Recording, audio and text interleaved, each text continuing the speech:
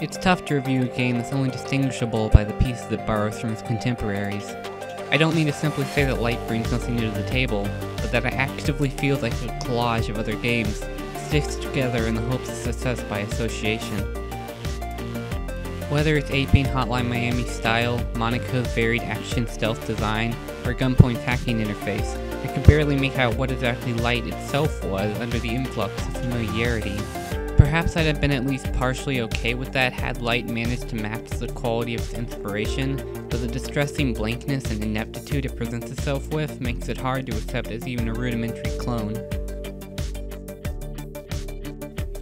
What's more, Light seems to have no idea itself what it wants to do, and consistently places bets into the areas it's weakest.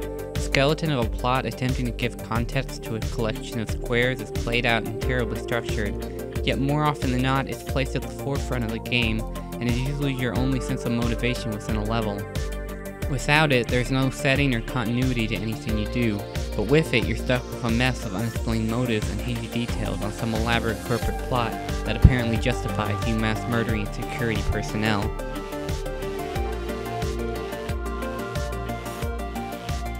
Mechanically, Light is somehow in even greater disarray. In an era where stealth games are more impressive and dynamic than ever, Light is an embarrassment of shoddy AI and minimal depths. Though you need only avoid your enemy's vision cones, audio awareness having missed the cut completely, Light still managed to become confusing and frustrating through a combination of horrendous controls and an unclear aesthetic.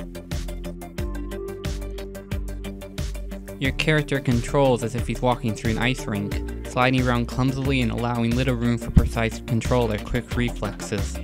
If you screw up your path, you're almost certainly dead, unless you somehow can maneuver yourself next to an enemy and kill them first, a task sufficiently complicated by randomly clipping on the environment while hoping the controls don't spaz out completely. Most times I was caught, however, were due to never having seen the enemy on my path at all, with the entire game rendered in shades of blue and different light sources being impossible to distinguish from each other.